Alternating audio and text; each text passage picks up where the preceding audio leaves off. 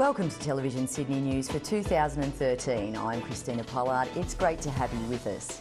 In this week's bulletin, Western Sydney to play a crucial role in the September 14 federal election, claims a new freight line has divided Cabramatta in two, and a successful run for a well-known art collection. But first, Western Sydney voters will play a crucial role in the September 14 federal election, with 7 of the country's most marginal seats in the region. Prime Minister Julie Gillard announced the polling date on Wednesday, with residents reporting campaigning beginning in the west by Thursday. The government holds the seat of Greenway at Blacktown by less than 1%, while Assistant Treasurer David Bradbury holds the seat of Lindsay at Penrith by just 1.1%. Campaigning began on Thursday in the Blue Mountains seat of Macquarie, where Labor's Susan Templeman will challenge sitting Liberal MP Louise Marcus's slim 1.3% majority. Shadow Treasurer Joe Hockey kicked off the Cabramatta campaign during a visit last November, where Labor's Julie Owens holds the seat by 4.4%. Reid in the west and Banks and MacArthur in the southwest are also held by less than 3%.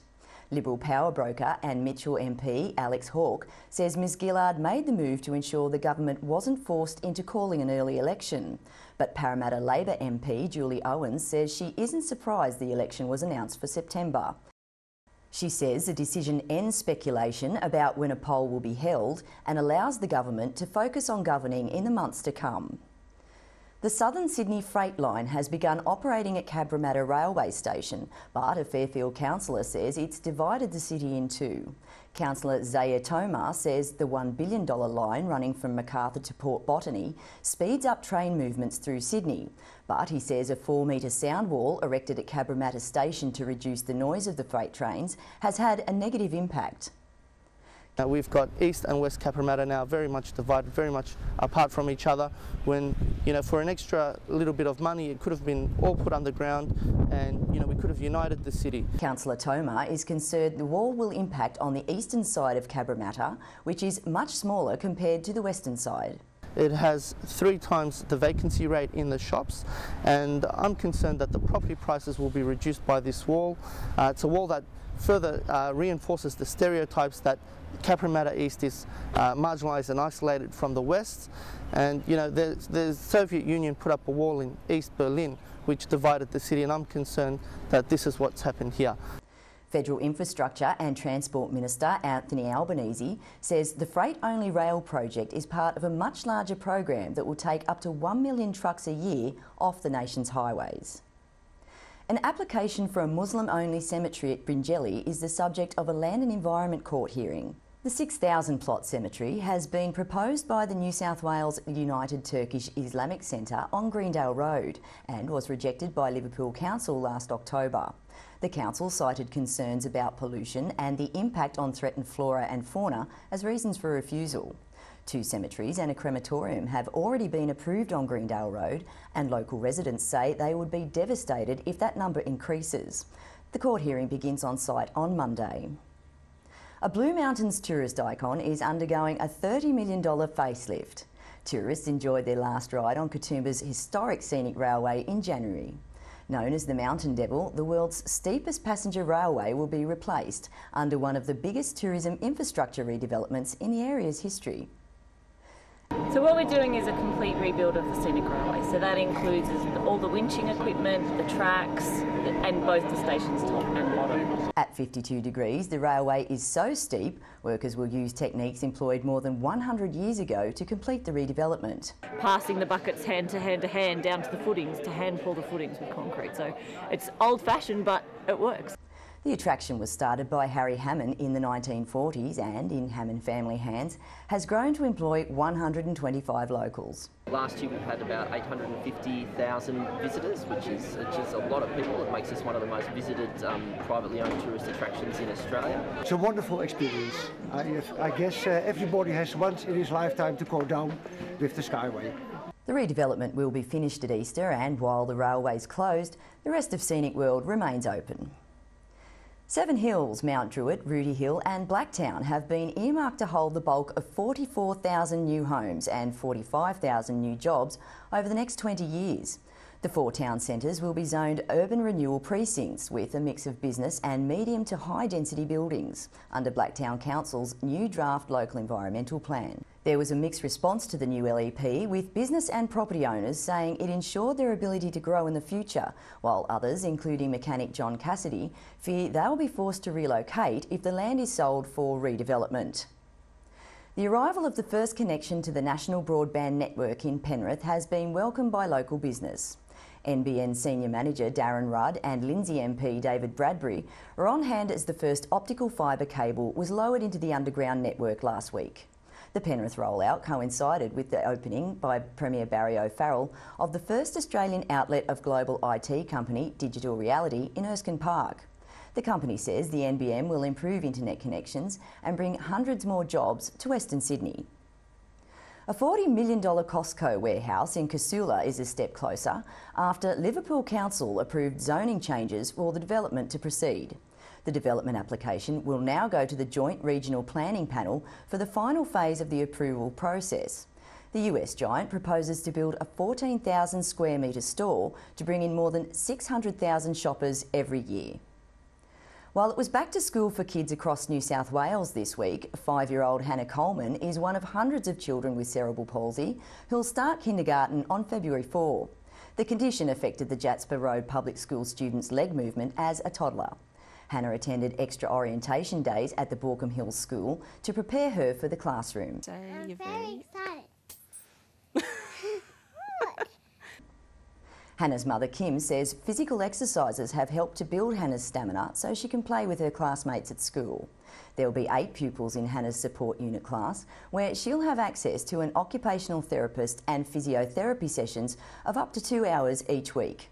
Yeah, when Hannah gets to school, they will need to look at like her seating and the desk height and just a few minor adjustments, just so that she's able to like write and draw freely with the other kids.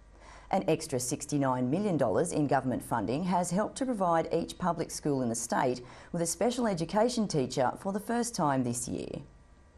Expectant Campbelltown mums have been urged to butt out for the sake of their unborn babies.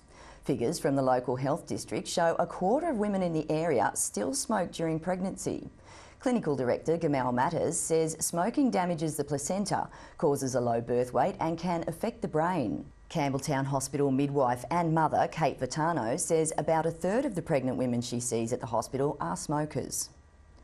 Call it luck or sheer coincidence, but it was an uncanny year for the maternity ward in Fairfield Hospital. There were 2,012 babies delivered in the hospital in 2012. Midwifery Unit Manager Catherine Nyack says the number was a significant increase from previous years. According to the ancient Chinese zodiac calendar, 2012 was the year of the dragon, which is believed to deliver good fortune. The blunder that has left West Hoxton without sewage infrastructure for 50 years will finally be fixed when Sydney Water begins work next month.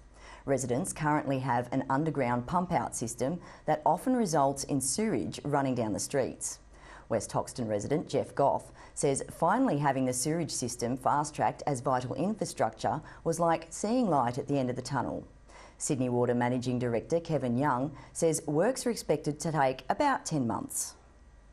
A West Hoxton butcher is hoping to snag the title of Australia's Sausage King when staff members head to Perth for the national competition. Campese's Continental Butchery won state and southwest region prizes for their continental sausages. Production manager Robert Minichi says their pork and fennel sausages are a family tradition. Mr Minichi has been making sausages at the butchery for more than 10 years. Each year the competition attracts more than 500 entrants from across Australia. An up-and-coming Old Guildford songstress plans to make the leap from the karaoke stage to international stardom. 22-year-old Sabrina Mitwali will head to Hollywood in July to represent Australia at the World Championships of Performing Arts. She'll compete against more than 40 actors, singers, dancers and models who hope to win scholarships worth $130,000. I found light in the beautiful sea. I chose to be happy. You and I, we're like diamonds in the sky. And in sport, Harrington Park boxer Daniel Gill defeated Anthony Mundine to retain his IBF middleweight title at the Sydney Entertainment Centre on Wednesday. Gill beat Mundine on a unanimous points decision, with Gill in control for the majority of the 12 rounds. At an explosive media conference on Monday, Blakehurst-based Mundine said while he respected Gill as a fighter, he believed he was better. Gill's victory avenged his previous loss to Mundine on a split points decision in 2009, the only defeat of his 30-fight career. Fans showed who they sang for when the Western Sydney Wanderers held a Supporters' Day in Cabramatta. The event was the opportunity for the club to thank their growing legion of fans as the A-League season edges closer to the finals. Captain Michael Beecham thanked the large crowd for their support as the Red and Black Bloc supporters brought Westfield Parramatta to a standstill. If you haven't been out there to Parramatta Stadium, definitely get out there and support the boys. It's definitely an event to be a part of. The Wanderers now sit third on the ladder and will continue their run to the finals in Adelaide on Sunday. Hills athletes have bagged synchronised trampoline silver and bronze at the 2013 Australian Youth Olympic Festival. Under-17 national champion Dominic Clark won silver with Aidan Collins at the Homebush event. Dominic's teammate at Castle Hill RSL Gymnastics Club, Kira Ward, combined with Jaden Clooney to secure a bronze. The duo pitted their skills against athletes from China, Great Britain and New Zealand at the festival. Doonside's Mahalia Murphy has been selected for the Indigenous All Stars Women's Rugby League team to play at Suncorp Stadium on February 9. The 19-year-old started playing street football rugby league when she was 11, eventually winning an athletic scholarship to the Hills Sports High School. The match is a curtain raiser to the day's main NRL game. Mahalia was picked in October and has been to Queensland for squad training under head coach Dennis Moran, a former Parramatta and London Broncos player. And finally, the annual exhibition showcasing works from the estate of former Campbelltown Arts Ambassador John Marsden has enjoyed a successful run at the Campbelltown Arts Centre. The exhibition included the work of prominent local artists. And the exhibit featured a selection of works donated by Marsden after his death. Every year we show highlights from the permanent collection. Marsden's collection consists of more than 65 works. Works are by artists such as Elizabeth Cummings, Max Cullen, Donald Friend, John Peart, Pro Hart, just to name a few. There's collage, paintings, works on paper, and of course we've got John Marsden's collection of ducks. Marsden was heavily involved in the local arts community until his death. John Marsden was an incredibly influential figure within the Campbelltown arts scene. He was benefactor to the Arts Centre since its inception in 1988 until his death in 2004. And the words that he would always recite at the end of his speeches would be that there are only two great cities in this world, Campbelltown and Rome. And that's all for this week's bulletin. For more information on any of these stories, pick up your local Fairfax community newspaper. I'm Christina Pollard. We'll see you next time.